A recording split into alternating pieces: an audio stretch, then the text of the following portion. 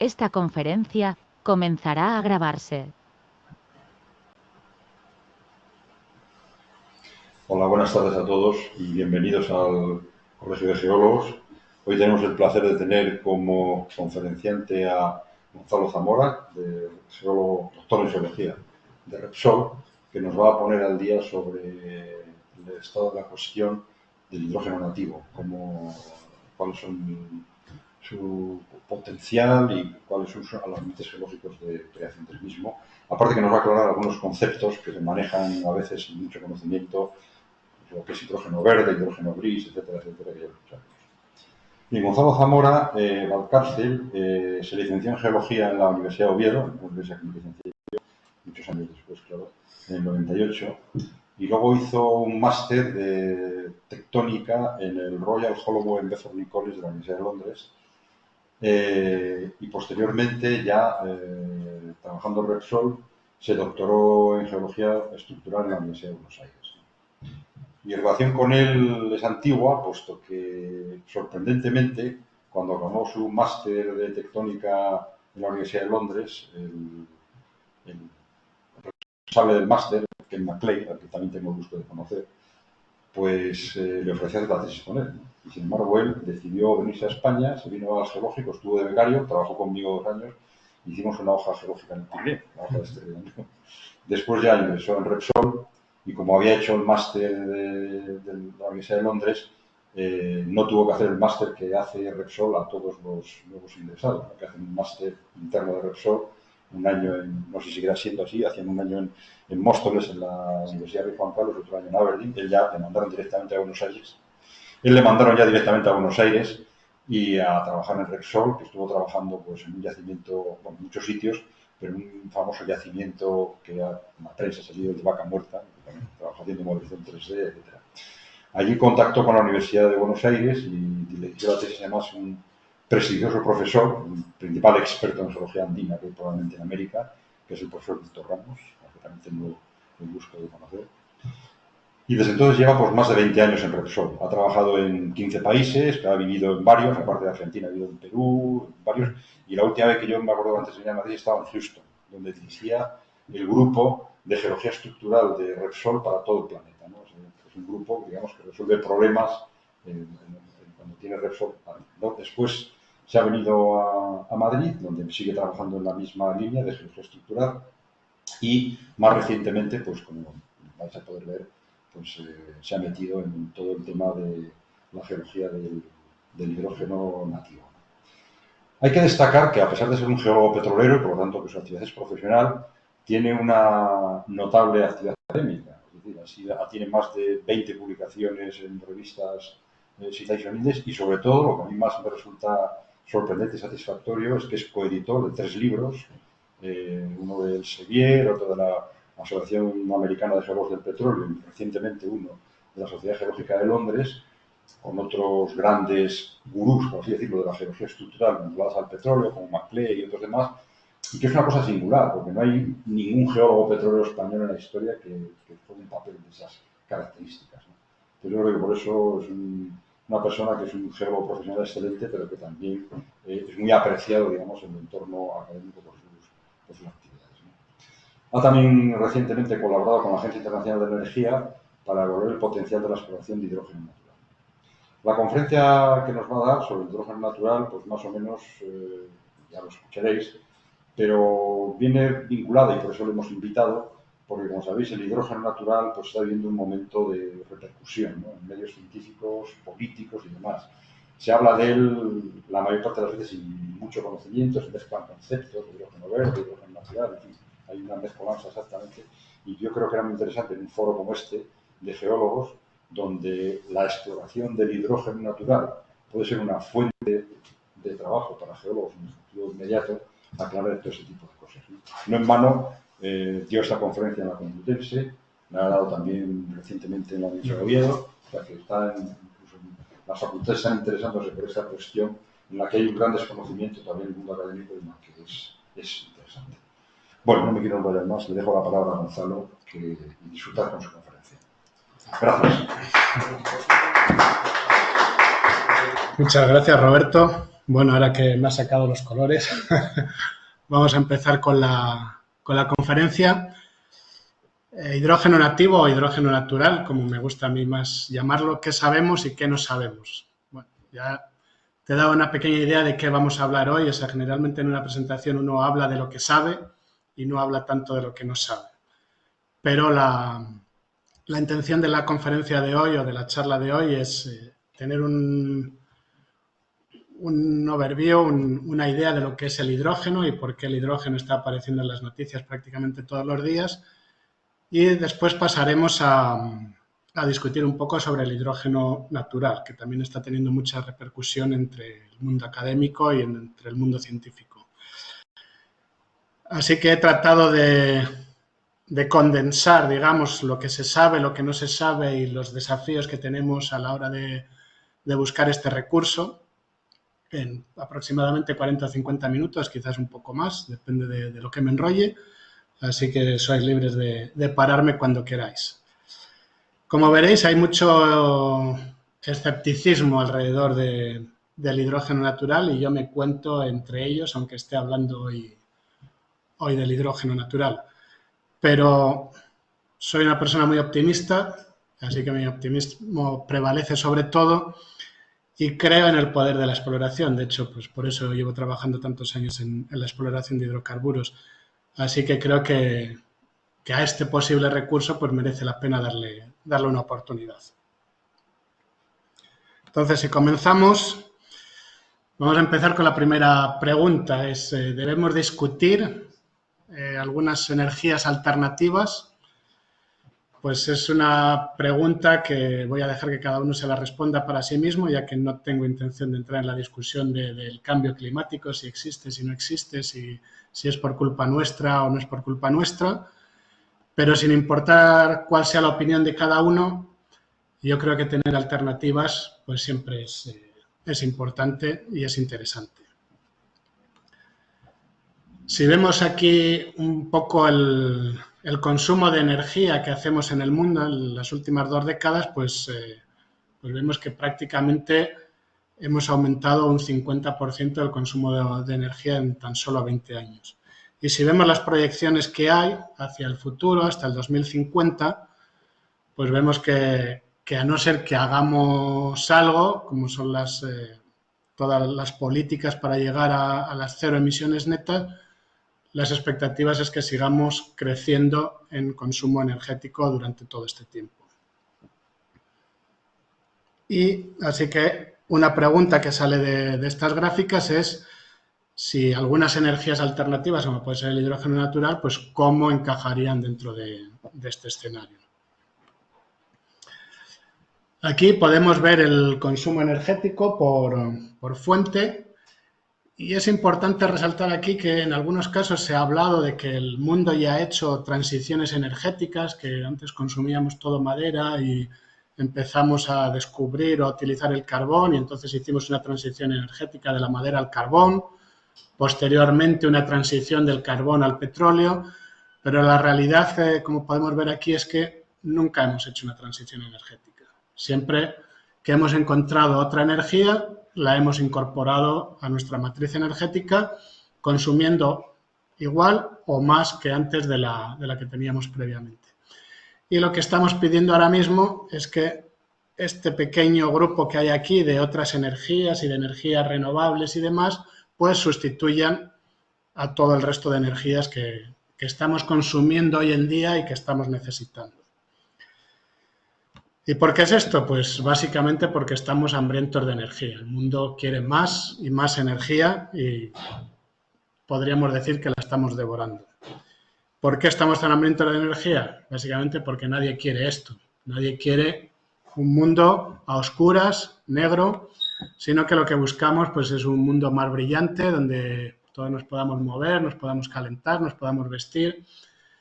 Y todas las áreas más oscuras del planeta pues también lo desean y tienen todo el derecho de tenerlo. Así que por ahí va el interés de buscar energías alternativas.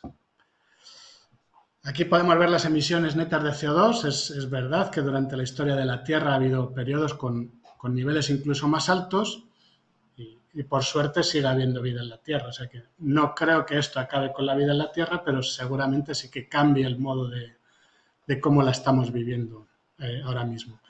Y de acuerdo al IPCC, uno de los últimos informes, pues vemos que estas emisiones o que estos cambios que está sufriendo el planeta, pues va a generar cambios que en algunos casos van a ser positivos y en otros casos van a ser negativos, pero la realidad es que al menos al corto plazo hay una gran prevalencia de cambios negativos en todos los ecosistemas.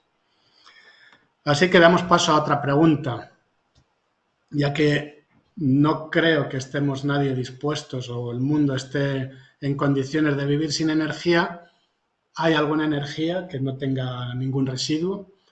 Y más importante para nosotros, ya que estamos hoy en el Colegio de Geólogos, es si nosotros como geólogos o como geocientistas podemos contribuir a buscar esta energía que no tenga residuos. Así que esto es lo que me lleva a hablar hoy del hidrógeno, que al fin y al cabo es a lo que hemos venido. Y es muy fácil. ¿Por qué el hidrógeno? Pues si yo cojo 2 moléculas de hidrógeno y la junto con una molécula de oxígeno, lo que estoy haciendo es oxidando ese hidrógeno, genero 2 moléculas de agua y esto es una reacción exotérmica que produce energía. Y es la energía que nosotros estamos buscando y es por ello por lo que se habla tanto del hidrógeno como el futuro o como el gas del futuro. Así que, ya que es una reacción exotérmica y que produce energía, empecemos a hablar del hidrógeno. ¿Qué es? Pues es la molécula más pequeña que conocemos, tiene una masa atómica de 1 y es la molécula más simple y más ligera de la tabla periódica, por lo menos hasta el día de hoy. Esta prácticamente es en toda la materia que conocemos, constituye aproximadamente el 75% de la materia que se conoce en el universo. Es un reactivo superpotente y un reductor. Puede reaccionar con óxidos y cloruros, llevándolos a sus estados metálicos originales. A temperatura y presión ambiente es un gas y tiene una densidad en torno a 14 veces menor que el aire, lo que facilita que se disperse muy rápidamente. Y, como lo que acabamos de ver hace poco, pues es un gas incoloro, no es tóxico y es altamente combustible. Entonces, como anécdota, para también ver un poco qué ha pasado en otras ocasiones con el hidrógeno, vamos a ver el Hindenburg, que era uno de los Zeppelins que tenía el gobierno alemán allá por los años 30, era más o menos como la joya de la corona. En aquel tiempo tenía 16 depósitos de combustible que podían contener en torno a 200.000 metros cúbicos y estaba diseñado para volar con helio. Pero en aquella época pues ya las relaciones no estaban demasiado bien entre Estados Unidos y Alemania y había un embargo del helio, así que tuvo que ser rediseñado para viajar con hidrógeno. Mucho más ligero que el aire, o sea que estupendo para poder usarlo. ¿Qué ocurrió? Hizo 10 vuelos exitosos en el año 36, desde Alemania hasta Estados Unidos. Abrió su sesión del año 37 con un vuelo de ida y vuelta a Río de Janeiro, pero el 3 de mayo salió desde Frankfurt y 3 días más tarde, en la ciudad de Manchester, en New Jersey, sufrió un accidente mientras intentaba hacer la maniobra de amarre. Todavía le quedaba mucho hidrógeno en los depósitos, este hidrógeno se combustionó rápidamente y en poco más de 30 segundos el Zeppelin desapareció por completo. Así que, otra pregunta más, vais a ver que hay muchas preguntas hoy en la charla.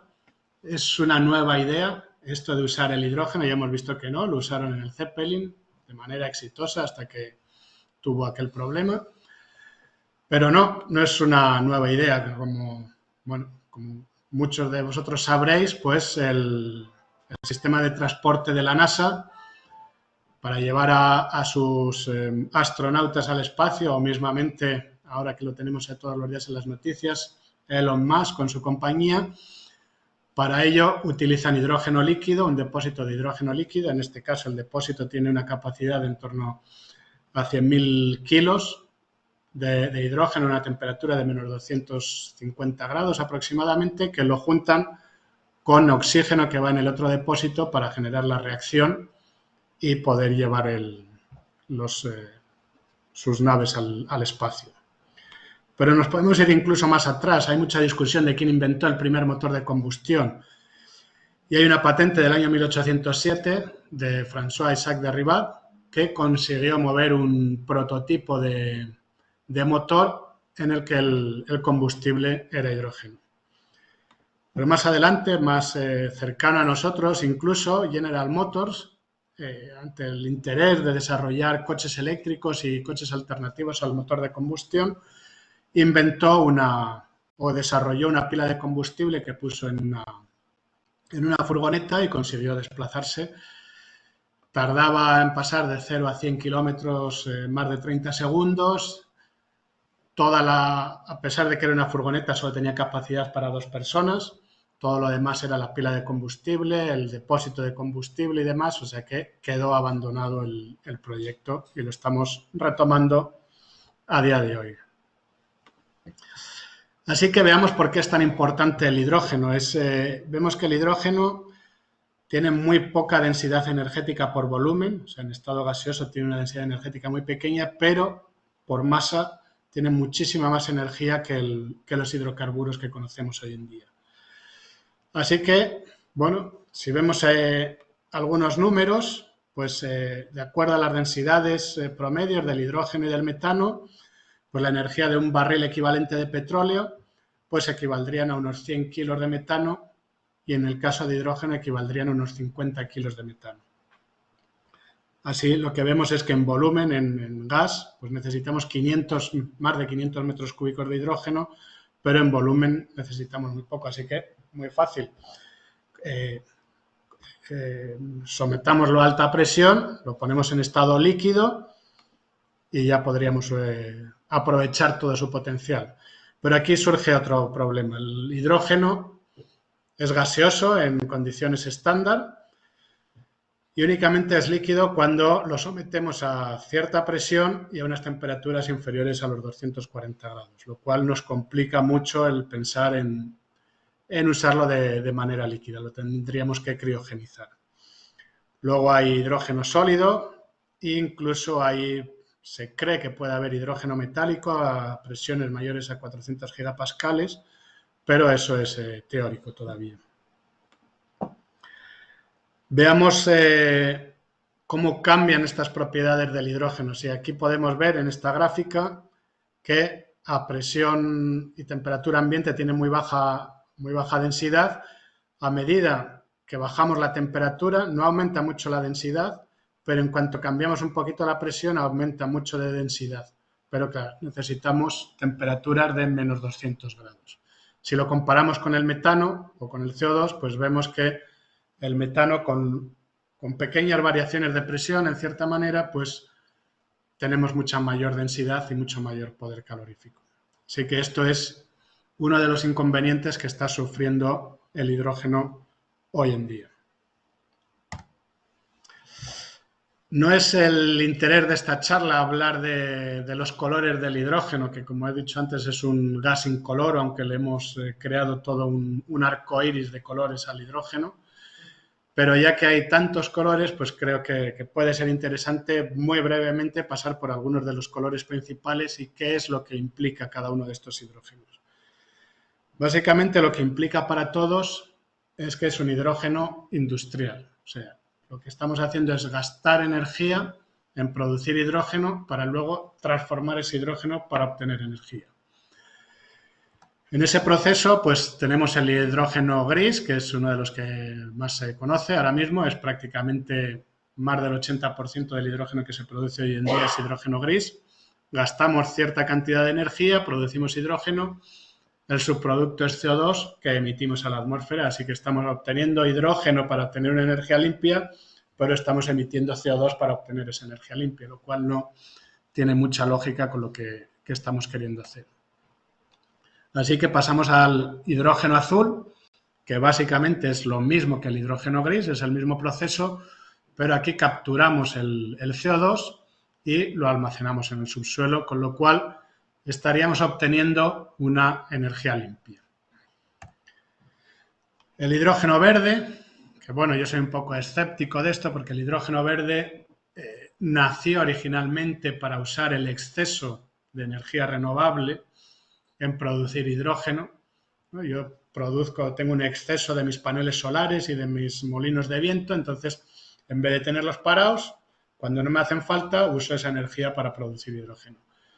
¿Qué ocurre? Que los electrolizadores son muy caros, entonces yo no puedo parar un electrolizador porque ahora sí hace falta la energía de mi panel solar. Entonces se están construyendo plantas fotovoltaicas y campos de molinos de vientos para uso exclusivo de generación de este hidrógeno. Entonces, bueno, todos esos paneles fotovoltaicos y molinos tienen una huella de carbono que no se está del todo contabilizando en este hidrógeno verde. Pero el proceso es la hidrólisis del agua y no produciría CO2. Luego tenemos el hidrógeno turquesa. Con esto también tenemos el hidrógeno amarillo, dependiendo si es un excedente de energía, el hidrógeno rosa, si es con energía radiactiva. El hidrógeno turquesa, que básicamente es hacer una pirólisis del metano, entonces aquí obtendríamos hidrógeno y carbono en estado sólido. El mecanismo de generarlo todavía no es muy eficiente, entonces todavía necesita más desarrollo, pero aquí no estaríamos emitiendo CO2 y tendríamos un carbono sólido que podríamos usar en otros usos. Y el hidrógeno naranja, que básicamente esto está a caballo entre el hidrógeno natural y el hidrógeno artificial. El hidrógeno naranja lo que pretende es las reacciones, es incentivar o digamos o disparar las reacciones que producen hidrógeno de forma natural en el subsuelo mediante inyección de agua, de CO2. Yo lo que hago es fracturo hidráulicamente esas rocas y lo que hago es hacer que esas reacciones empiecen a generarse y producir hidrógeno de manera natural en el subsuelo y producirlo por otro pozo. Esto es solo una propuesta, no hay ningún piloto ahora mismo ni nada en producción ni se ha probado, pero bueno, es una idea que sería posible. Así que, ¿por qué hablamos tanto de hidrógeno? Bueno, la demanda de hidrógeno, pues en el año pasado, en el 23, creo que llegó a 90 y tantos millones de toneladas y el año pasado creo que ha superado los 100 millones de toneladas y se espera que llegue puede llegar, dependiendo de las medidas que tomemos, de aquí al 2050 hasta más de 600 millones de toneladas de hidrógeno lo que vamos a necesitar, lo cual es mucho. Como decía, casi todo el hidrógeno que se produce es hidrógeno gris, o sea que emitimos CO2 y solo de esas 97 millones de toneladas que consumimos el año pasado emitimos 900 millones de toneladas de CO2 a la atmósfera para obtener ese hidrógeno. En esta tabla podemos ver que el mayor consumo las mayores emisiones son el hidrógeno que se obtiene por la gasificación, por la conversión de los carbonos del gas. Hay mucho CO2 que se emite también de hidrógeno producido por la hidrólisis, dependiendo de cómo sea la energía eléctrica que estoy usando. Si es energía renovable, pues entonces podría tener unas emisiones negativas, pero si estoy usando energía eléctrica producida por una planta de gas natural, pues al fin y al cabo estoy emitiendo CO2 de cierta manera, aunque esté produciendo hidrólisis del agua. Así que esto nos lleva un poco al objetivo de la charla de hoy, es si existe este hidrógeno de manera natural en el subsuelo, o sea, en vez de que sea un vector energético, de gastar energía en generar hidrógeno, lo puedo convertir en un recurso, o sea, ya está producido y lo único que tengo que hacer es, ya está generado y lo único que tengo que hacer es producirlo. Pues vemos este yacimiento en Turquía, donde estas llamas llevan más de 2000 años quemando gas. De hecho, se cree que la primera antorcha olímpica se encendió en esta zona y los análisis de los gases que hay dan entre un 7 y un 13-14% de hidrógeno, siendo el resto metano, CO2, nitrógeno. Y de acuerdo a los últimos trabajos, pues se piensa que todo este yacimiento podría estar emitiendo hasta unas 5 toneladas por kilómetro cuadrado al día de hidrógeno de manera dispersa, ¿no? Así que veamos, bueno, veamos si ha habido un cambio de paradigma en el hidrógeno. Me dice que iniciar sesión, le digo que no. Bueno, había un paradigma que se pensaba que el hidrógeno es tan reactivo que no podía existir de manera natural en la Tierra. Pero durante los años 50 y 60, principalmente en la Unión Soviética, pues vieron que se empezaban a formar estas estructuras semicirculares en la taiga, que en algunos casos se incendiaban y que la vegetación iba desapareciendo. Y además los científicos y los petroleros rusos pues empezaron a investigar emanaciones de hidrógeno y a estudiar hidrógeno en sus pozos petroleros y vieron que había mucho hidrógeno. Sin embargo, mucha de esta información, pues debido a las condiciones políticas de la época, pues no pasó hacia Occidente. Sin embargo, en el año 79 se encontraron fuentes hidrotermales en las dorsales medioceánicas que desprendían grandes cantidades de metano y de hidrógeno. Luego, posteriormente, se han ido estudiando el resto de dorsales medioceánicas y se han encontrado prácticamente en todos lados, como vamos a ver después. Y lo que conoceréis mucha gente, pues en el 2015, en Mali, buscando agua en el desierto, en vez de agua lo que encontraron fue una acumulación, que veremos luego un poquito más en detalle, con una pureza de 98% de hidrógeno, y esto es lo que se reclama a día de hoy como el gran descubrimiento de hidrógeno que existe en el mundo, el único hasta el día de hoy. Esto es importante, este hidrógeno ha estado en producción varios años, con una celda de combustible, produciendo electricidad para las aldeas próximas, y muy importante que el subproducto de esta energía es agua en medio del desierto. Así que la gente ha empezado a estudiar el hidrógeno, las mismas estructuras semicirculares que se encontraban en Rusia se han encontrado en muchas zonas del planeta, en Brasil, en Australia, en Bolivia, en Estados Unidos, en Sudáfrica, en Marruecos. Se han analizado y muchas de ellas tienen emanaciones de hidrógeno. No son grandes cantidades, pero sí se producen de manera bastante continua. Han hecho algunos monitoreos continuos en Brasil y en Australia y han visto que no es algo local que se produce un día, sino que es continuo en el tiempo. Y los que hayan seguido un poco la bibliografía de esto, pues verán que si no es todas las semanas, todos los meses sale un nuevo artículo hablando de emanaciones de hidrógeno en algún lugar del planeta. Como decía, solo en las dorsales oceánicas hay más de 500 campos descubiertos de estos yacimientos hidrotermales que emiten hidrógeno junto con otros gases.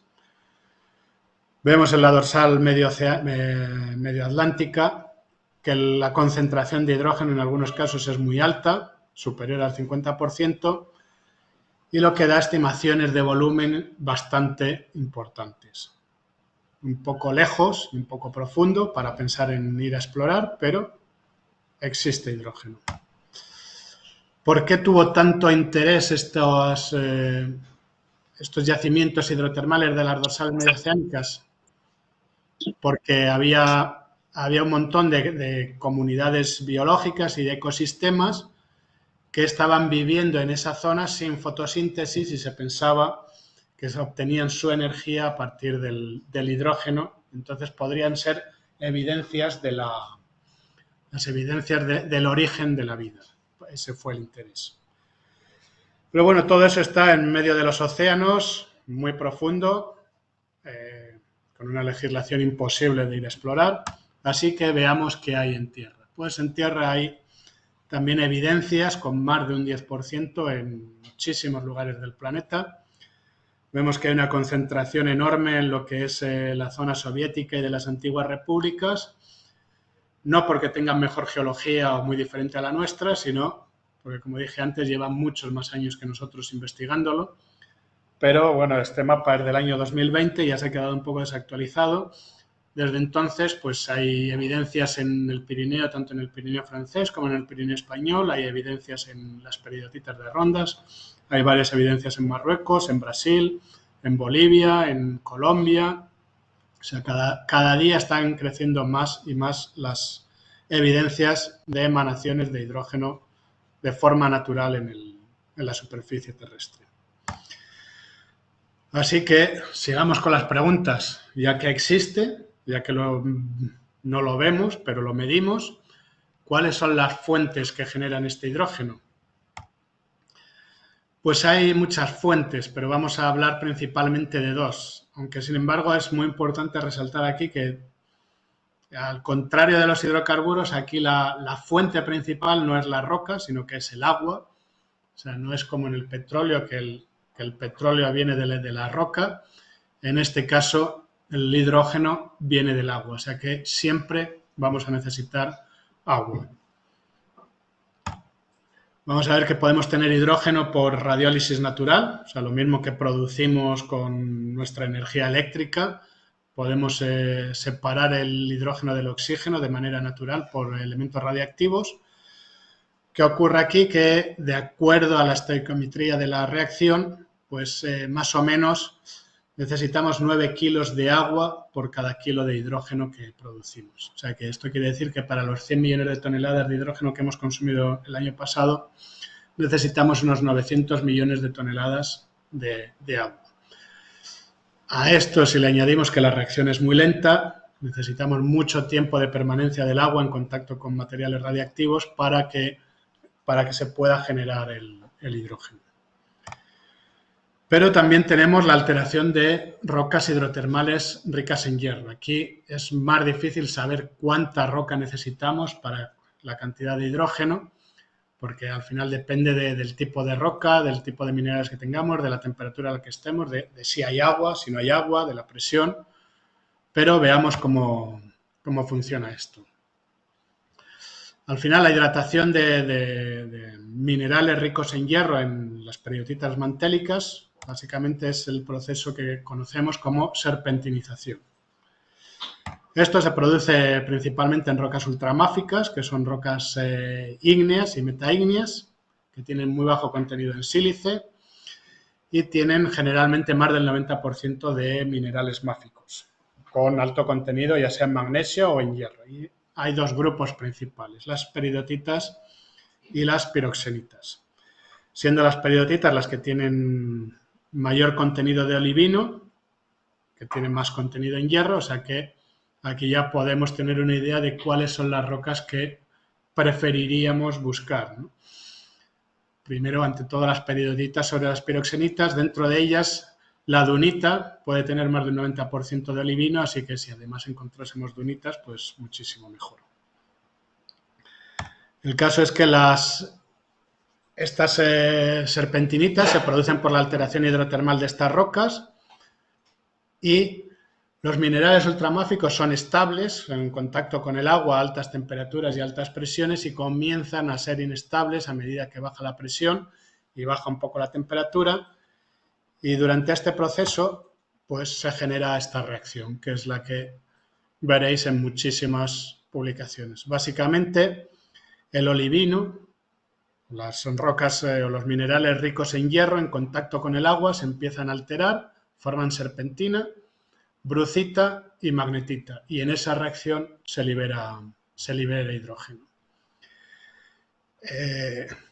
Esto se sale, por supuesto, dentro de la experiencia que tenemos en la industria petrolera, pero bueno, sí se sabe que cuando tenemos alto contenido en sílice, mucho del hierro 2 que hay en el olivino termina en la serpentina o en la brucita y no queda mucho hierro para oxidarse, entonces no queda mucho hierro para formar magnetita, así que se libera menos oxígeno, y a medida que baja la cantidad de sílice, pues tenemos más posibilidad de oxidar el hierro 2 del olivino, formar magnetita y liberar más oxígeno. Entonces, aquí vamos a ver que la generación de hidrógeno, la cantidad de hidrógeno que generemos, va a estar muy condicionada a la capacidad que tenemos de generar magnetita en nuestro sistema. Me podréis decir que hay rocas que tienen también mucho hierro 2, como son los basaltos, ¿no?, que podrían generar mucho hidrógeno, pero en este caso tienen mucha más sílice y ocurre lo mismo que en el caso anterior. O sea, este sílice lo que hace es inhibir la oxidación del hierro y inhibe la generación de hidrógeno.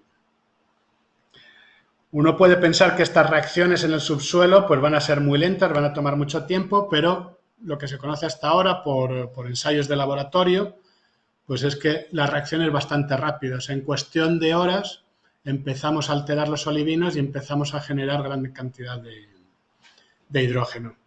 Así que, desde un punto de vista exploratorio para nosotros, pues no sería tan problemático.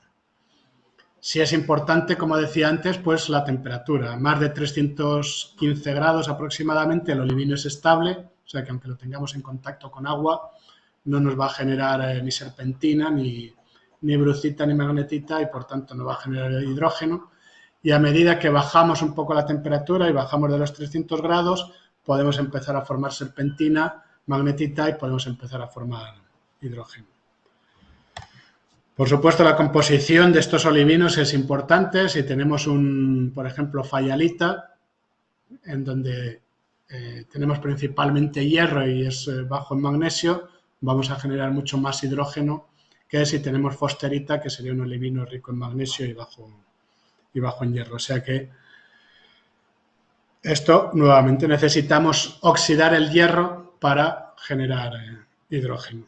Y aquí os podéis ir ya haciendo una idea de las complicaciones que podemos tener de saber si en ronda a 2000 metros de profundidad tenemos más fayalita o más fosterita, ¿no? Siempre llevándolo a la parte exploratoria.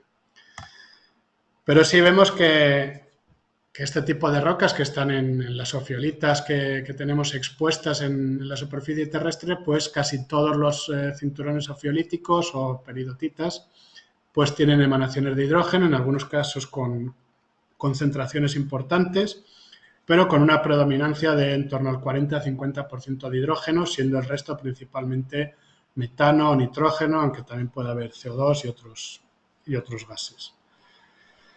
Así que si vemos una distribución de los cinturones ofiolíticos en la Tierra, pues vemos que no es que los rusos tengan más que nosotros y por eso tenían más hidrógeno, sino que lo habían estudiado más, pero tenemos ofiolitas o este tipo de rocas en muchos lugares y prácticamente en todos ellos se han encontrado emanaciones de hidrógeno. Pero veamos qué ocurre, ya que no solo lo hay en las ofiolitas, también lo tenemos en zonas cratónicas donde no tenemos ofiolitas. Si vemos un mapa de emanaciones en cratones, vemos que prácticamente todos los cratones también se han medido emanaciones de hidrógeno. Y es principalmente en estos ambientes o en estas zonas donde vemos estas estructuras subcirculares que vemos que están controladas también por la geología. Aquí tenemos una gran falla en Australia con un bloque hundido aquí y al oeste de la falla se han generado todas estas estructuras subcirculares que las han hecho varios perfiles y han medido emanaciones de hidrógeno. Otro caso en Rusia, lo mismo, tenemos una gran falla por aquí, al sureste de la falla tenemos un montón de estructuras subcirculares donde los rusos empezaron a medir hidrógeno. Hay muchas publicaciones antiguas y no tan antiguas que han medido hidrógeno prácticamente en todas las estructuras subcirculares. A partir de esto, pues digamos desde hace, diría 7 años o algo así, pues se han empezado a medir y a buscar con Google Earth principalmente este tipo de estructuras, a ir al campo a medir hidrógeno y prácticamente siempre tienen hidrógeno. Aquí vemos el caso de antes de Rusia, donde hay más de 500 estructuras. Entonces, cuando hacen el perfil no tienen el hidrógeno, cuando se están acercando a la estructura, que muchas veces es una depresión, se puede ver cómo empiezan a subir los picos de hidrógeno y a medida que se alejan deja de haber hidrógeno. Gracias a Google Earth se ha podido ver la evolución de estas. O sea, aquí hay una, creo que es, no lo veo bien, del 2002, ¿no? Donde se veía el bosque perfecto y cómo el bosque se va muriendo y se va formando esta estructura subcircular. No está muy claro cómo se forman estas estructuras ni por qué. Y una de las teorías es que ese hidrógeno, pues, que está emanando, está reaccionando con el oxígeno, forma agua y está también, en cierta manera, desplazando al oxígeno y haciendo que las plantas no tengan suficiente oxígeno para vivir. ¿Cómo funcionan? Pues funcionan básicamente, o cómo se entiende que funcionan, pues como un escape de gas en un gasoducto. O sea, sería en un lugar, está saliendo el hidrógeno y a medida que entran los sedimentos se va dispersando. Entonces tendríamos un punto donde está saliendo el hidrógeno, se va dispersando y esto es lo que nosotros podemos medir en superficie. Entonces la teoría exploratoria que tienen algunas compañías ahora es decir, bueno, yo perforo en el centro y lo que voy es ir a buscar este flujo de hidrógeno de donde esté naciendo. Lo único que hoy en día todavía no hay una tecnología suficiente como para ser capaz de capturar un flujo disperso. Tendréis una pregunta y es ¿por qué? ¿No? ¿Por qué en áreas cratónicas? O sea, en las ophiolitas teníamos rocas ricas en hierro, lo hemos visto que era la reacción, pero ¿por qué en las áreas cratónicas? Pues muy fácil, porque tenemos este tipo de rocas. Son las famosas formaciones bandeadas de hierro, que están principalmente restringidas al precámbrico, ¿no? Hace más de 2.000 millones de años es donde se han formado estos grandes niveles, estos grandes yacimientos de hierro. Básicamente es porque las bacterias se inventaron la fotosíntesis, todo el hidrógeno que estaba disuelto empezó a oxidarse, empezó a precipitar y se formaron estas grandes formaciones bandeadas de hierro en las que se han formado óxidos de hierro, hay magnetita, hay silicatos de hierro y queda todavía mucho hierro 2 sin oxidar y es el que se estaría oxidando con presencia de agua y estaría generando el hidrógeno que medimos en los cratones. Este es un trabajo muy reciente, ha salido la semana pasada de unas ophiolitas en Filipinas, donde han medido grandes flujos. En teoría dicen que es el mayor flujo medido hasta ahora en la Tierra, equivale a estos cálculos, ¿no? Entonces es un flujo pues mayor a 10 toneladas al año de hidrógeno. Aquí esta gente, bueno, lo que están viendo es que las ophiolitas quizás tengan flujos de hidrógeno más pequeños que las estructuras circulares que corresponden a estas, pero es en un área menor, o sea, es más concentrado, o sea que quizás sería más fácil de investigarlo o de producirlo que en las estructuras semicirculares, que aunque tengo más flujo, pero es tan disperso que me es muy difícil de capturarlo. Si vemos muy rápidamente la radiólisis natural, pues básicamente yo lo que hago es bombardear el agua con partículas radiactivas. Estas partículas radiactivas disparan una serie de reacciones que descomponen el agua y una parte de lo que lo descompone pues es en hidrógeno. El problema que ocurre con esta reacción es que, como dije antes, es muy lenta. Necesitamos mucho tiempo de permanencia del agua en contacto con materiales radiactivos y esto pues necesitamos que sea un área muy estable tectónicamente para que tenga millones de años generándose el hidrógeno y que se haya entrampado. Pero hay algunos estudios, este es en Canadá, donde alrededor de un yacimiento de uranio, en los materiales pelíticos, se ha visto que hay bastante hidrógeno absorbido en la estructura mineral de estas arcillas. Estos autores dicen que puede haberse acumulado, o sea, que hasta el 17% del hidrógeno producido podría estar capturado en esas arcillas. Bueno, podríamos tratar de producirlo como un shale gas, ¿no?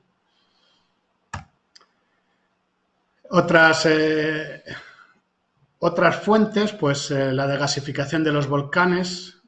Esto desde un punto de vista exploratorio no lo vemos porque no lo conseguimos entender bien, pero sí lo he querido poner hoy porque estamos en el Colegio de Geólogos, es España, y en Canarias hay varias mediciones de hidrógeno en el Teide y en La Palma. No tienen acumulaciones muy grandes, son de unas pocas ppm, pero está claro que junto con los volcanes o junto con las lavas también viene hidrógeno. El caso es que no somos capaces de entenderlo, si es continuo, si es estable, ni cómo lo podríamos producir. Y luego fuentes, pues puede ser por generación de bacteria, se genera hidrógeno por cataclasis de silicatos durante en las fallas, durante el movimiento de las fallas. Se ha visto que cuando se producen grandes terremotos hay en algunas ocasiones emanaciones de hidrógeno a partir de los carbones. Las rocas madres que han generado petróleo a muy altas temperaturas podrían empezar a generar hidrógeno, pero hay muchas más fuentes que muchas están en investigación, son complejas y bueno, a día de hoy todavía no se entienden del todo bien como para pensar en una exploración. Que es lo que me lleva ahora, ya que, pues como os imaginaréis, en Repsol lo que nos interesa o nos interesaría sería cómo podemos explorar esto, ya que la importancia del hidrógeno natural es si somos capaces de encontrarlo de una manera comercial, pues podríamos, no sé si sustituir al petróleo y al gas, pero sí tener una energía alternativa. Así que si vemos muy rápidamente una comparativa, pues para mí lo más importante es que en el sistema del hidrógeno necesitamos agua, el hidrógeno va a venir del agua, y el protolito, o sea, nuestra roca, donde se va a producir la reacción con el agua y va a generar el hidrógeno, está fuera de la cuenca sedimentaria, generalmente. O sea, nosotros, el sistema petrolero, tanto la roca madre como el reservorio, como el sello y la estructura están en la cuenca sedimentaria y todo lo que estaba debajo es el basamento. Y en este caso, nuestro protolito, la roca, que en contacto con el agua va a generar el hidrógeno, está fuera de nuestra cuenca sedimentaria. Y el entrampamiento puede ser dentro de la cuenca sedimentaria, que sería donde vamos a tener los mejores reservorios. Así que, como vemos, pues el proceso de serpentinización sería el más favorable para nosotros. Es una reacción rápida, en cuestión de unos pocos cientos de años podemos generar mucho hidrógeno, mientras que si buscamos la radiólisis necesitamos muchos años, mucha estabilidad tectónica y no es tan fácil encontrar lugares en el mundo así.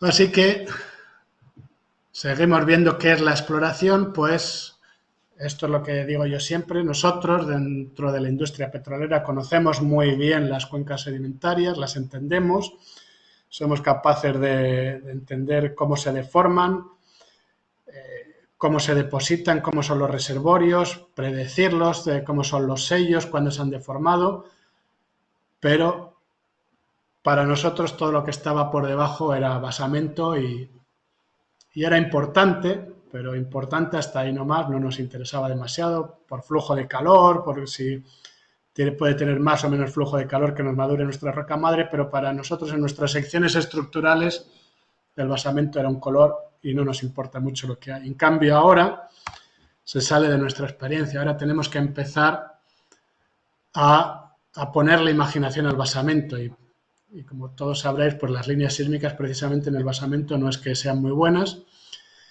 pero tenemos que empezar a pensar pues que podemos tener un riff, un margen pasivo donde se exhumó el manto, que podríamos tener manto somero que está generando hidrógeno, podríamos tener unos granitos o unos materiales radiactivos que podrían estar produciendo radiólisis, un cratón con formaciones bandeadas que podrían estar produciendo hidrógeno. El caso es que ahora nosotros, si queremos explorar por esto, pues no nos sirve solo con entender la cuenca sedimentaria.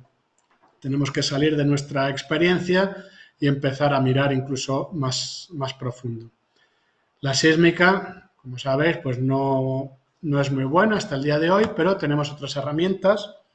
Sabemos que es una reacción exotérmica, la serpentinización, o sea que estudiando flujos de calor podríamos pensar si se está produciendo una serpentinización o si hay una serpentinización activa, produce un incremento de volumen, o sea que estudiando los terremotos o estudiando cambios podríamos saber o predecir o intentar discernir las áreas más probables para generar hidrógeno. Si sabemos que se genera magnetita, o sea que si tenemos anomalías magnéticas que podamos corroborar o que podamos correlacionar con depósitos de magnetita, podríamos tener una idea de que se ha generado o se está generando hidrógeno. Se produce una reducción en densidad, o sea que estudios gravimétricos también nos pueden ayudar. Sabemos también que hay una reducción en las velocidades sísmicas. Entonces son todas las herramientas que tenemos a día de hoy para tratar de ir prediciendo dónde serían las zonas más interesantes. Más problemas que podemos tener, o sea, la roca madre en el petróleo la sabemos cuánto petróleo ha generado, cuánto puede generar más, pero en el caso de la serpentinización todavía no entendemos muy bien cómo avanza el frente de serpentinización. O sea, la pregunta es, ¿podemos aquí hablar de que hay una roca totalmente exhausta? Ya generó todo el hidrógeno que podía generar, se ha serpentinizado por completo y no va a generar más hidrógeno. ¿Cómo avanza? O sea, ¿cómo obtengo yo agua a estas profundidades? ¿O el agua viene de otras reacciones que generan agua y esa agua con el olivino genera hidrógeno? O sea, no se sabe cómo avanza el frente de serpentinización, se ha visto en afloramientos, pero no sabemos cómo funciona en profundidad.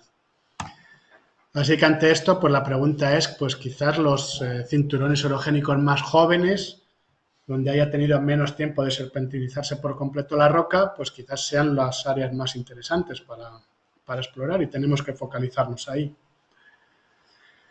Pero si seguimos con los problemas, es cómo de grande tiene que ser un yacimiento de hidrógeno para que sea económico, que es para lo que me pagan a mí, para buscar algo que sea económico. Pues un TCF de hidrógeno sería equivalente en base a su densidad a unas 2.500 toneladas de hidrógeno, o sea, si soy capaz de criogenizarlo y ponerlo en peso, mientras que un TCF de metano, con su densidad aproximada, equivale a unas 19.000 toneladas de metano. Sabemos que el hidrógeno, que en peso tiene más poder calorífico que el metano, o sea que un kilo de hidrógeno tiene lo mismo que un poco más de 2 kilos de metano. Esto quiere decir que un TCF de hidrógeno es aproximadamente 0,3 TCF de metano. O sea que necesitamos encontrar estructuras muchísimo más grandes que las del gas natural para obtener la misma cantidad de energía. Aquí no estamos contando la compresibilidad, o sea, el metano en profundidad puede ser un TCF, pero cuando yo lo saque a tierra se descomprime y puede ser mucho más volumen. En cambio, el hidrógeno hemos visto que apenas se comprime, o sea que un TCF a 2.000 metros de profundidad va a ser un TCF a 0 metros de profundidad. O sea que eso es otro factor en contra. Pero no todo es malo. Sabemos que la reacción es continua, que es rápida. Podemos hablar de que tenemos una recarga continua. Si yo descubro hidrógeno aquí y estoy generando el hidrógeno aquí abajo, podemos pensar que tenemos una recarga continua, no a tiempo geológico, que no es lo que nos interesa, sino a tiempo humano, ¿no? O sea, podemos estar recargando ese yacimiento de manera continua y que sea económico. O sea, yo podría llegar a tener una producción de hidrógeno quizás baja, quizás no genero tanta energía, pero que no se me acabe. Los yacimientos de gas los produzco y se terminan, se acabaron, pero quizás si yo se recarga de manera continua, quizás podría tener cientos de años mi yacimiento de hidrógeno produciendo. Y algo muy importante que no he visto hablar en muchos sitios es cómo de limpio es el hidrógeno. O sea, fantástico, el hidrógeno con oxígeno, formo agua, mi subproducto es agua, así que no tiene por qué haber ningún problema a priori. Pero ¿qué pasa si cambiamos toda nuestra economía a hidrógeno? Dejamos de consumir gas y empezamos a consumir hidrógeno. Bueno, se sabe, hay muchos estudios de gasoductos y de todas las instalaciones y hasta del gas que perdemos en nuestra casa cuando encendemos la cocina de gas y tardamos un rato en encender el gas, pues estamos emitiendo gas, en cierta manera. Los estudios se estima que entre un 10 y un 20% del gas lo perdemos. Así que si cambiamos a hidrógeno, podemos pensar que entre un 10 y un 20% del hidrógeno lo vamos a perder. No en la producción, porque no vamos a producir ni hidrógeno gris, ni marrón, ni nada, va a ser hidrógeno natural, pero cuando lo convirtamos, lo transportemos, lo almacenemos y lo terminemos usando en nuestros coches o en nuestras casas, vamos a estar perdiendo hidrógeno y se calcula que puede llegar a ser hasta un 10 y un 20% de hidrógeno que estemos perdiendo, o sea, estaríamos emitiendo a la atmósfera. ¿Dónde va este hidrógeno que perdemos? Pues se calcula que entre un 70 y un 80% sería absorbido por los suelos y se lo comerían las bacterias, y entre un 20 y un 30% se oxidaría y reaccionaría con el oxígeno, con el radical hidroxilo y formaría agua, o sea que su tiempo de permanencia en la atmósfera sería pequeño. Sin embargo, como vemos, hidrógeno más OH, formamos agua, o sea que hasta ahí ningún problema, pero el OH es el principal, el que se nos come nuestro metano que tenemos en la atmósfera. O sea que si utilizamos el hidrógeno para convertirlo en agua, porque la reacción es más fácil que con el metano, quiere decir que más hidrógeno en la atmósfera, más tiempo de residencia del metano en la atmósfera, así que malo. Además, nos queda ese radical de hidrógeno, que ese radical de hidrógeno en la atmósfera junto con el oxígeno dispara una serie de reacciones que termina produciendo ozono troposférico.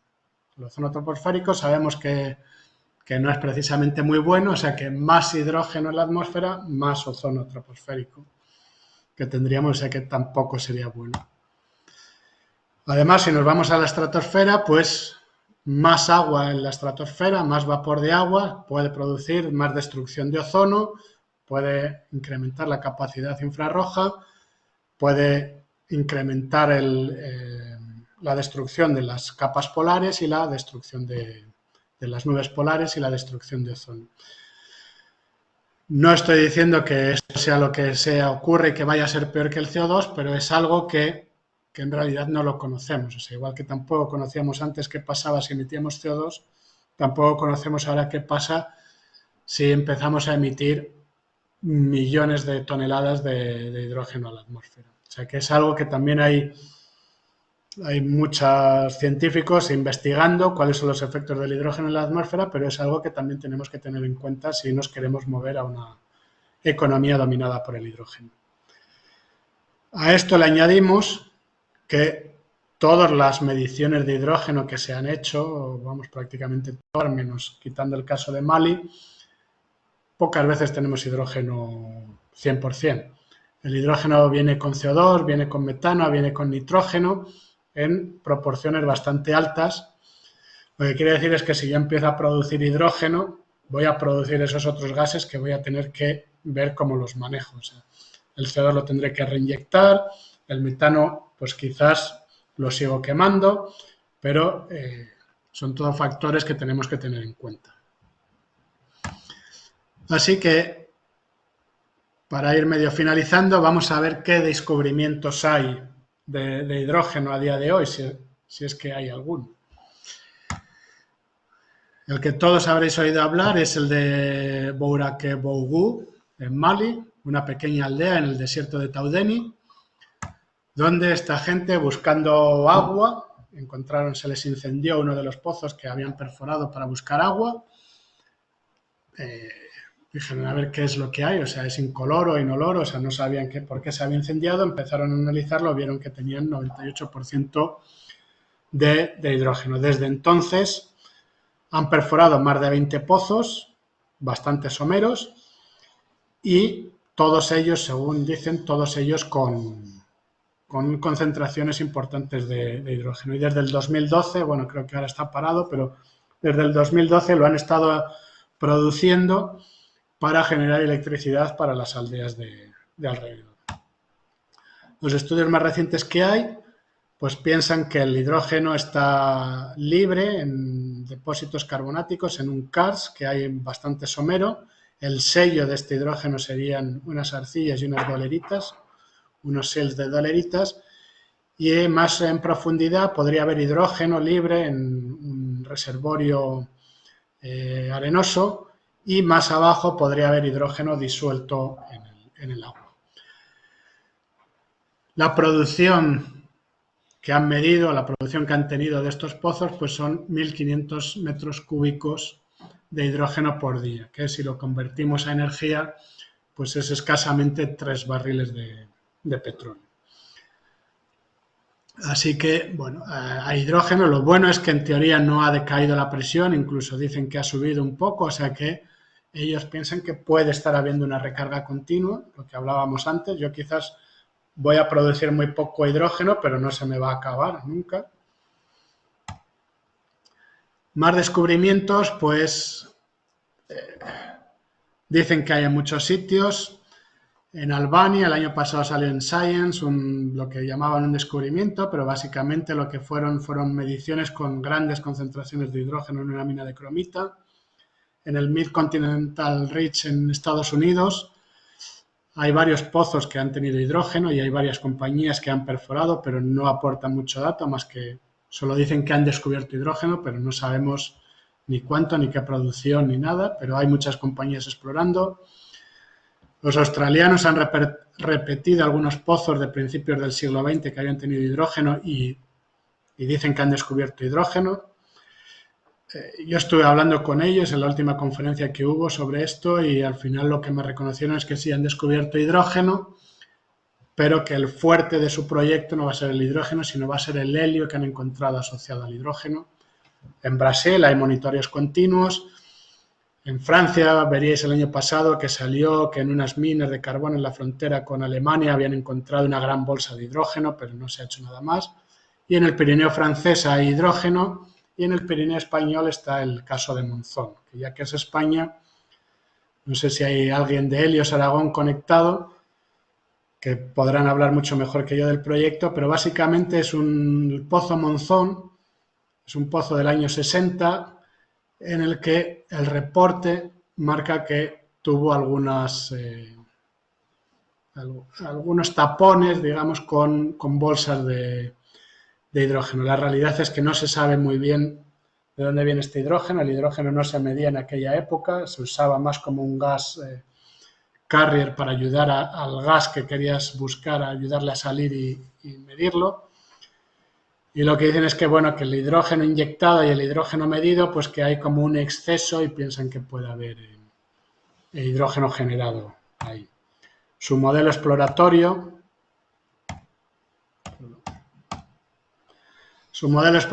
pues básicamente es, yo estaría generando hidrógeno en el manto somero que hay en el Pirineo y con un transporte largo por la base de la cuenca, pues se me estaría acumulando por debajo del Bunsenstein en los reservorios que tengo. Ahí podría estar generando el hidrógeno. A mí me genera muchas dudas porque si yo tengo un transporte tan largo, de más de 100 kilómetros, pues esperaría tener muchas emanaciones de hidrógeno en el camino, pero bueno, esta gente también ha medido gases en superficie y han tenido algunas evidencias de hidrógeno e incluso de helio en la zona. Y ya que vengo de Repsol, pues os preguntaréis qué está haciendo Repsol al respecto, ¿no?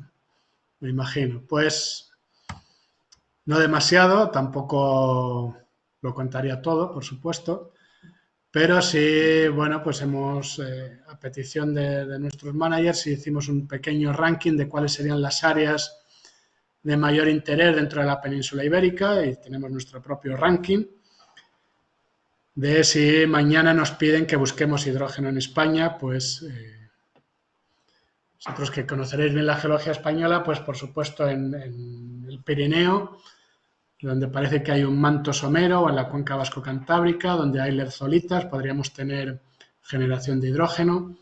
Tenemos toda la zona occidental de la península, donde hay mucho material radiactivo que podría estar generando radiólisis, aunque os podéis imaginar los problemas que puede haber. Tenemos áreas volcánicas como Canarias, donde han medido hidrógeno. En nuestro caso nos ha parecido interesante el sur de España, las peridotitas de Ronda, uno de los macizos peridotíticos más importantes del mundo, donde hay algunas fuentes hiperalcalinas que fuimos, las muestreamos y en alguna de ellas encontramos hidrógeno. Encontramos, ahí lo veis burbujear, muestreamos ese gas que estaba saliendo y las muestras nos dieron más de 35% de hidrógeno, lo cual sería la concentración la segunda más grande de Europa de gas medido, lo único que es muy poquito. Fuimos 2 o 3 veces más a tomar más muestras porque nos llamó la atención y queríamos repetirlo, y siempre nos dieron entre 38, 40 hasta 42% de hidrógeno el gas que medíamos ahí. Hicimos mediciones en suelo también y siempre encontramos, bueno, ppm de hasta 500 ppm de hidrógeno. Es importante lo de 500 ppm, porque si leéis algún artículo sobre el hidrógeno, pues yo también soy muy crítico con esto, o sea, me muestran o publican trabajos de evidencias de descubrimiento de hidrógeno en no sé dónde, y uno ve los análisis en suelos y son 50 ppm, 80 ppm, y este aparato, en teoría, su rango de error está en las 50 ppm, o sea que si estás midiendo a 50, no sé si es verdad o no. O sea, pero bueno, nosotros todo lo que era menos de 50 lo desechábamos y tuvimos mediciones de hasta 500 ppm, además de los gases que pudimos recuperar. Los recursos, pues bueno, los recursos pueden ser enormes, ¿no? El trabajo más reciente de Geoffrey Ellis, el geólogo del USGS, pues habla de hasta 600 millones de toneladas de hidrógeno al año, y él dice que si solo capturásemos ese un 2% de ese hidrógeno podríamos abastecer de energía al planeta, o de tener el hidrógeno que necesita el planeta a día de hoy. Lo único que hay que poderlo capturar, ¿no?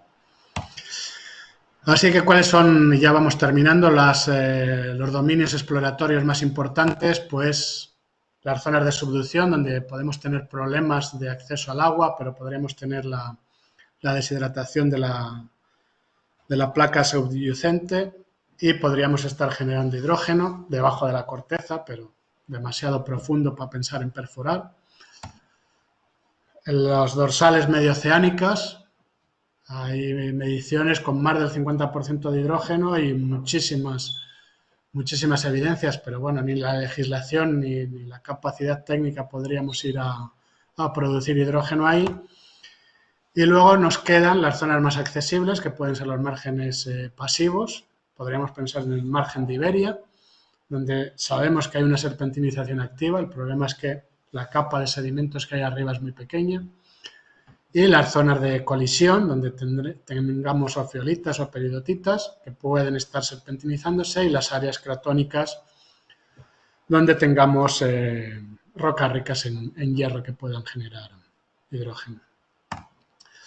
Así que, ¿qué mensaje nos podemos llevar hoy? Pues hemos visto que el hidrógeno tiene mucha mayor capacidad energética que el gas natural, pero en masa, no en volumen. O sea que tendríamos que tratarlo de alguna manera. Hay emisiones por todo el mundo de hidrógeno natural, o sea que existe. Solo tenemos que entenderlo mejor y buscarlo y saber cómo producirlo. Hay muchas fuentes que generan hidrógeno. O sea, hemos visto hoy unas pocas, pero hay muchas más. Y dentro de todas, la alteración hidrotermal de las peridotitas, pues sería la que más nos interesaría a nosotros. Pero sobre todo lo que tenemos son todavía muchas lagunas o muchas zonas para investigar, mucho recorrido para la investigación, que es cómo avanza el frente de serpentinización, si podemos hablar de una roca totalmente exhausta y entonces ya no queremos explorar ahí. ¿Cómo accedemos al agua? Necesitamos agua. Hemos visto que el hidrógeno proviene del agua, no de la roca. Entonces, ¿cómo llevamos agua hasta 300 grados en una peridotita para que genere hidrógeno? O sea, tenemos que entender bien todo ese proceso de acceso al agua. Ese hidrógeno que yo estoy generando, igual a 2000 metros de profundidad, ¿cómo migra, cómo sale de la roca y cómo se canaliza hasta un reservorio donde yo lo pueda buscar y lo pueda entrampar? Entonces, ¿cómo son esos mecanismos de entrampamiento? ¿Cómo se va a degradar ese hidrógeno? El hidrógeno le encanta a las bacterias, se lo comen todo y reacciona con todo. O sea que si yo lo voy a buscar en un reservorio convencional, seguramente no va a durar mucho tiempo. Necesito un hidrógeno que se haya generado hace pocos años. Y luego ya preguntas más, pues, de si realmente el hidrógeno sería capaz de descarbonizar toda la industria que conocemos hoy en día. ¿Vamos a ser capaces de cambiar toda la industria que quema gas a quemar hidrógeno, a cambiar todos los coches a hidrógeno? Pues no lo sé. cuánto cuesta. O sea, al final, Repsol y digo todas las compañías, lo que quieren es hacer dinero. O sea, cuánto cuesta producir un yacimiento de hidrógeno. O sea, producir hidrógeno tiene muchos inconvenientes, se debilitan los metales, se pueden corroer, es difícil de transportar, es difícil de almacenar. Entonces, ¿cuál va a ser el costo de producir un yacimiento de hidrógeno? Y algo muy importante que se está investigando, pero que tenemos que realmente entender, no sea que la solución sea peor que el problema, es si estamos subestimando el efecto del hidrógeno como un gas de efecto invernadero de manera indirecta, ¿no? Y se me acababa la diapositiva, pero podríamos continuar hablando de todas las dudas que tenemos hoy en día. Así que, bueno, estamos como esta gente a finales del siglo XIX, ¿no? O sea, esta gente veía petróleo en superficie y dice, pues si yo tengo petróleo que está emanando aquí, pues si perforo voy a encontrar más petróleo. Pues más o menos las startups que hay buscando hidrógeno están así. Miden hidrógeno en superficie, piden el área porque piensan que si tengo hidrógeno aquí, perforo, voy a encontrar más. No es exactamente así, tenemos más herramientas, por supuesto, conocemos mejor, ha avanzado mucho la ciencia, pero básicamente estamos haciendo el mismo proceso que hizo esta gente hace más de 100 años. Así que, como decía Nigel Smith, un geólogo del Servicio Geológico Británico, creo que es tiempo para los exploradores de tomar el hidrógeno de manera más seria. Y algo que digo yo es si el hidrógeno natural puede ser una fuente de energía sin fin, si es una utopía o es una realidad. Muchas gracias.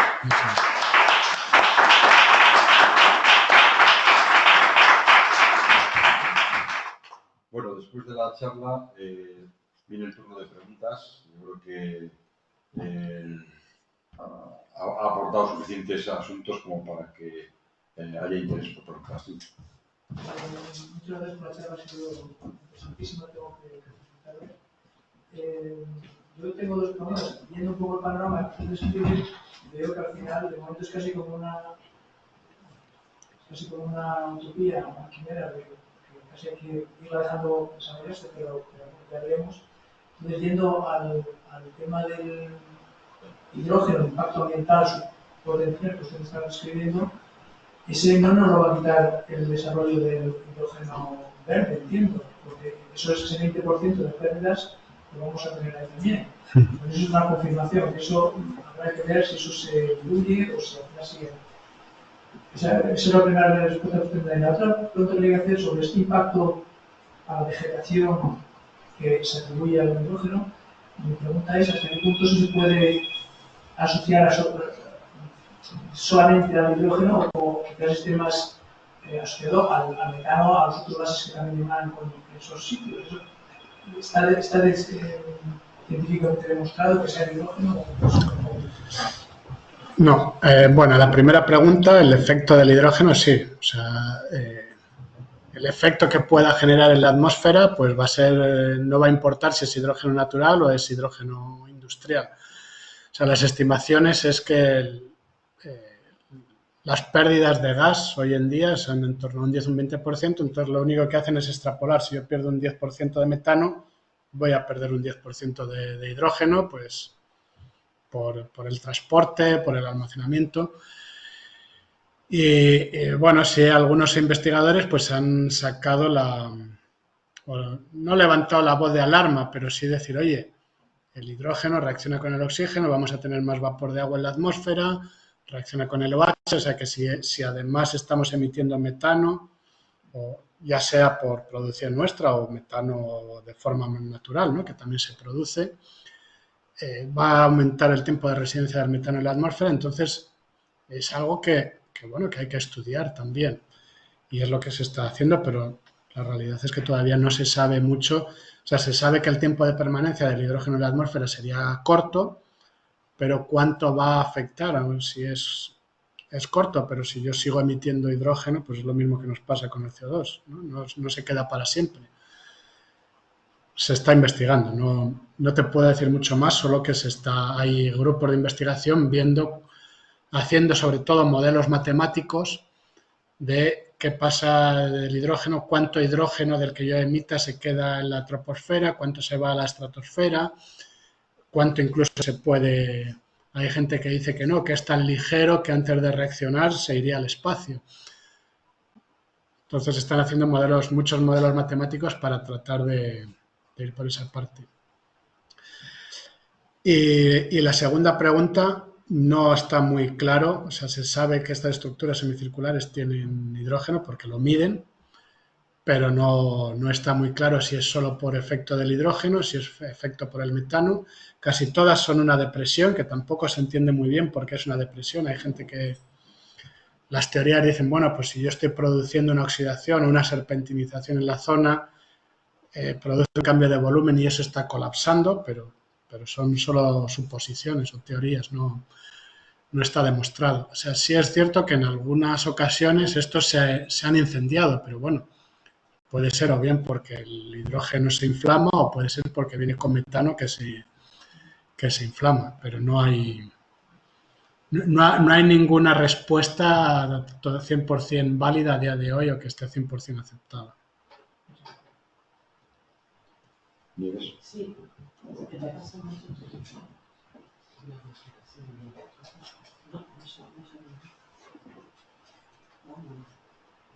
Si no, repito la pregunta. No, sí, es porque lo oigan todos. Sí, bueno. Es igual, Yolanda. Pues intento hablar alto para que me oigan. O yo repito la pregunta por el micro, sí. No, mejor eso. Bueno, gracias, ha estado fenomenal, me ha encantado, la verdad, es muy didáctico y muy bien. Y te quería preguntar, más allá de lo que sería una explotación de un recurso como este a gran escala y conseguir sacar grandes cantidades, y como pasa con el metano o con otros gases, ¿se podría pensar en algún uso más local? Un poco lo que has contado de Mali. Si hubiera una emanación de hidrógeno en alguna zona donde diera esos equivalente a esos 3 barriles que has comentado, ¿podría tener sentido una instalación que no fuera muy costosa, pero que con eso diera un servicio para una zona determinada? Porque también de alguna manera es un poco avanzar en esa posibilidad, ¿no? Sostenibilidad, que a lo mejor no sea tan rico para una empresa grande como Repsol, pero bueno, pero puede ayudar a hacer, como pasa con otras energías, geotérmica o tal, están más pensadas con otra idea, ¿no? Sí. Bueno, ¿qué reflexión me haces? La pregunta es si pequeños depósitos o pequeños yacimientos podrían tener un uso local. La respuesta es sí, totalmente. No sé si a una gran multinacional le puede ser interesante, pero cuando nosotros internamente empezamos a pensar en esto, bueno, por supuesto a nuestros jefes no le vale solo con que le haga una presentación bonita. Él me pregunta al final, todo esto no le interesa y me pregunta cuál es el modelo económico. Un modelo económico es como lo de Mali. Nuestros modelos económicos de esto, ahora mismo no hay una buena infraestructura para el transporte de hidrógeno. Entonces nuestros modelos económicos eran, si yo tengo un descubrimiento, puedo crear una planta eléctrica donde he hecho el descubrimiento, generar electricidad como han hecho en Mali y conectarla a la red nacional del país en el que lo haya descubierto. O otra forma es crear una planta de amonia y ese hidrógeno, usarlo con nitrógeno y hacer amonia que lo puedo transportar de manera más fácil. Pero todo de manera local, para evitar el tener que empezar a pensar en construir hidroductos y todo el problema de transporte y de almacenamiento. Nuestra idea de inicio era eso, o sea, generar electricidad, o sea, no pensar en el hidrógeno de llevarlo a una refinería para mejorar los petróleos como se usa, sino bueno, pues yo descubro, planto una planta y genero electricidad o lo transporto de otra manera. Como estamos hablando de small modular reactors, estos Exactamente, pues, lo mismo con el hidrógeno.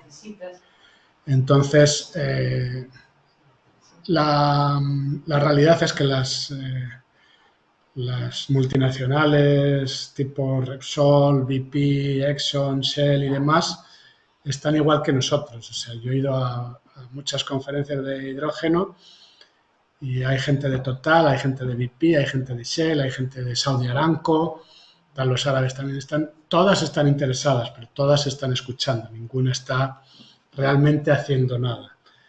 Las startups que están, tú hablas con ellas y su modelo de negocio es eso, descubro hidrógeno y voy a generar electricidad y la voy a vender. Ese es el modelo de negocio que tienen principalmente. En muchas ocasiones este hidrógeno viene asociado con helio, entonces hay una empresa francesa, 458, que ellos están buscando helio y tienen ya un piloto de producción de helio, ¿no? Claro, el helio está muy caro, se puede transportar más fácil y están viendo pues más la producción del helio y el hidrógeno como un subproducto, pero lo están analizando. Y las grandes, como hablaba con uno de Shell la última vez, pues dicen, no, nosotros solo escuchamos y cuando uno de estos pequeños lo descubra, entonces yo voy, compramos la compañía y nos quedamos con el know-how, las personas y el yacimiento. No, pero es interesante porque en un momento dado uno puede encontrar un punto ahí de emanaciones y decir, bueno, pues voy a montar aquí la empresa X. Exactamente. De manera que tenga la energía allí mismo, ¿no? Sí. Digamos que es otra forma también de... Esa es un poco, a día de hoy ese es el modelo de negocio que las empresas pequeñas todas están mirando ese modelo de negocio y nosotros, para tratar de hacerlo más atractivo internamente, era el modelo de negocio que veíamos. El problema son los volúmenes, o sea, ahora ya no lo dicen, pero mucha gente investigadores y científicos y startups, pues le achacaba a las petroleras, decía, no, es que las petroleras no han perforado en los sitios buenos, ¿no? Por eso no se ha descubierto hidrógeno. Yo leía las estadísticas, solo el año pasado se perforaron 40.000 pozos de petróleo y gas.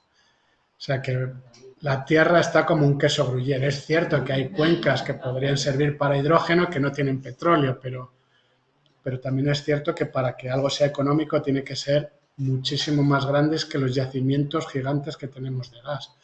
Entonces yo creo que si hubiese hidrógeno lo habríamos descubierto. No quiero decir que no lo haya, pero que no es tan fácil como decir yo aquí hay petróleo y además voy a encontrar hidrógeno. Yo soy el alcalde o alcaldesa de Ronda, de ese sitio donde a lo mejor no me interesa empezar a pensar en algo ahí. Sí, o sea, Ronda tiene un problema, o sea, la peridotita está aflorando. Entonces yo estoy generando el hidrógeno, pero ¿dónde lo entrampo? ¿No? O sea, pues uno piensa, bueno, en la cuenca de Foraland que está al norte, pero es que allí no hay peridotitas, ¿no? La peridotita ha venido del sur, entonces quizás el Pirineo para eso sea mejor. Sí, también hay un yacimiento de rocas de este tipo en el noroeste, en Galicia, en Cabo Ortegal, que pasa lo mismo. Aquí ahora procesos de especiación, pero el hidrógeno no se ha entrampado en ningún sitio. Se va a de la zona, digamos, de la vasca cantábrica, que tiene debajo un manto exhumado, por debajo de todo el material sedimentario, es una fuente potencial interesante, ¿no? Porque además puede haber sellos, rocas sello, y puede haber entrampamientos. Esa sería una zona interesante. O sea, nosotros, Ronda, bueno, lo seguimos, o sea, dentro de... Repsol está financiando una tesis doctoral sobre hidrógeno natural en la Universidad de Granada en Ronda. Y dices, pero si se te pierde, digo, ya, pero yo quiero entender el proceso. O sea, quiero entender, hemos encontrado hidrógeno, quiero entender ese hidrógeno cómo está asociado, si soy capaz de entender por qué fallas vienen, si son fallas profundas, si con qué me viene asociado. O sea, yo estoy gastándome dinero en una investigación para entender el proceso, no porque vea Ronda como un sitio quizás interesante para buscarlo, pero sí para entender el proceso de serpentinización y luego poderlo extrapolar a otro lado. Hay dos preguntas en la web. Una, ¿cuáles son las principales fuentes de obtención de hidrógeno? Gracias. Esa es una. Las principales fuentes de obtención, entiendo las principales fuentes de generación, quiere decir, porque obtener... Sí, porque obtenerlo, bueno, lo obtienes el industrial, pues la principal es el hidrógeno gris, es del vapor de gas metano, separar el carbono del hidrógeno, me quedo con el hidrógeno y emite el CO2, esa es la principal, del industrial a día de hoy. Y del natural, la principal y la que tiene los mayores flujos es a través de la serpentinización, como hemos visto. Hay muchas más fuentes, pero son las más... La serpentinización diría que a día de hoy es la más importante.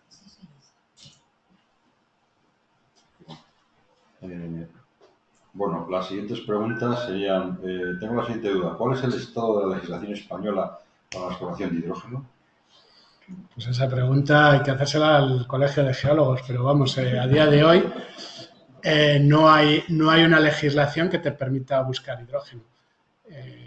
No figura en ninguna ley el hidrógeno natural, ¿no? Entonces, no hay ninguna, no puedes explorar, no puedes pedir un área exploratoria bajo ninguna ley, y ese es el problema que tiene la empresa de Helios Aragón, la que tiene los bloques de... Los que no sepan bien la historia, Helios Aragón tiene 2 bloques de exploración de hidrocarburos otorgados por Aragón. Entonces ellos pueden buscar petróleo y pueden buscar gas. Tienen el problema que si lo encuentran, la ley actual nunca les va a dar un permiso de explotación, o sea que están en una línea muerta. ¿Ellos pueden perforar un pozo para buscar hidrógeno? Sí, porque yo puedo pedir un permiso para perforar mi pozo exploratorio y voy a decir que voy a buscar gas metano. Perforo el pozo y casualidad que en vez de metano encontré hidrógeno, ¿no? Pero la realidad es que ninguna ley les permitiría o ninguna ley les daría ahora un permiso de explotación de ese hidrógeno. Lo que ellos aspiran es a que decir, bueno, si yo descubro hidrógeno, es una energía limpia, no contaminante, entonces el gobierno de España cambiará la legislación y me dará un permiso, pero eso es, creer en el gobierno que te quiera cambiar. Una interesante línea para el colegio, para gestionar. Para gestionar, sí. Porque tenemos un déficit en este caso importante. Hay otra pregunta. Aparte de dar las gracias por la charla, esta persona pregunta que qué crees más viable de cara a la evolución para la exploración en el futuro. Si esta se enfocará más a los reservorios, como los de gas y petróleo, considerando la facultad en que se encuentra entrampado, o bien en zonas con un flujo importante, como las fallas. ¿Qué crees que es la línea de investigación más importante? Bueno, ahora mismo, digamos, son las dos, porque hay ciertos investigadores, algunos investigadores, entre también los que nos incluíamos nosotros, ¿no? Como una idea original, que era el hidrógeno reacciona con todo, reacciona muy rápido, entonces me va a ser difícil tenerlo entrampado en un reservorio, entonces perforemos hasta donde esté el flujo, perforemos la falla que conecta las peridotitas del manto, donde está subiendo todo el hidrógeno como un chorro antes de dispersarse en la secuencia sedimentaria. Si yo soy capaz de encontrar ese flujo y perforarlo, pues voy a producir directamente. Es como si hay una manguera, ¿no?, esparciendo agua y yo pincho la manguera y saco el agua directa de la manguera. Pues vendría a ser eso. Entonces, hay algunas compañías pensando en esa línea de exploración, ¿no?, que es un poco lo que poníamos en las estructuras semicirculares. Yo perforo en el centro de la estructura semicircular para tratar de encontrar un flujo mayor que sea capaz de capturarlo. Luego hay muchos grupos de investigación estudiando los reservorios, pero no tanto por el entrampamiento del hidrógeno natural, sino por el almacenamiento del hidrógeno que yo genero. Lo que están viendo es que los reservorios convencionales, por lo que decía antes, o sea, el hidrógeno reacciona muy fácil, a poco que haya contaminación de bacterias o que haya un acuífero que me pueda aportar bacterias, pues se lo come. O sea, mismamente los reservorios convencionales, así como me pueden servir para almacenar CO2, para almacenar hidrógeno, si lo quiero almacenar a largo plazo, corro el peligro de almacenarlo e ir dentro de 5 años a producirlo y que no tenga nada. Es lo mismo que puede pasar con el hidrógeno natural, que se puede estar entrampando, pero se está degradando muy rápido. Otra cosa, claro, la gente dice, no, pero tú tienes mucho flujo de hidrógeno, entonces se está degradando, pero como hay una recarga continua, pues no me va a ser tanto problema que se degrade. Hay las dos líneas. ¿Cuál es la mejor? Pues el primero que descubra algo económico. ¿Más preguntas? No sé, Sí. Otra pregunta. Dice, soy Luis Cano de Helios, precisamente una persona de la empresa que has citado. Me parece muy triste que las grandes compañías, Repsol entre otras, no estén dedicando ni un solo euro a explorar hidrógeno. Lo de la legislación española es exactamente como lo has expresado. La ley de minas permite explotar hidrógeno. Gracias por la puntualización. Hay otro anterior. Ah. De Ana Serrano. El hidrógeno natural se lleva a través de la subdirección de hidrocarburos y nuevos combustibles. Dan aquí la referencia. Pues a la nueva ley. Pues muchas gracias por estas dos apreciaciones interesantes que resultan muy claras. Y ánimo a los colegas de Helios para seguir adelante con ello.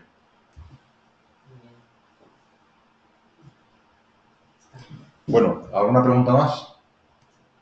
Bueno, pues si no hay más preguntas, le damos las gracias de nuevo a Gonzalo por la charla.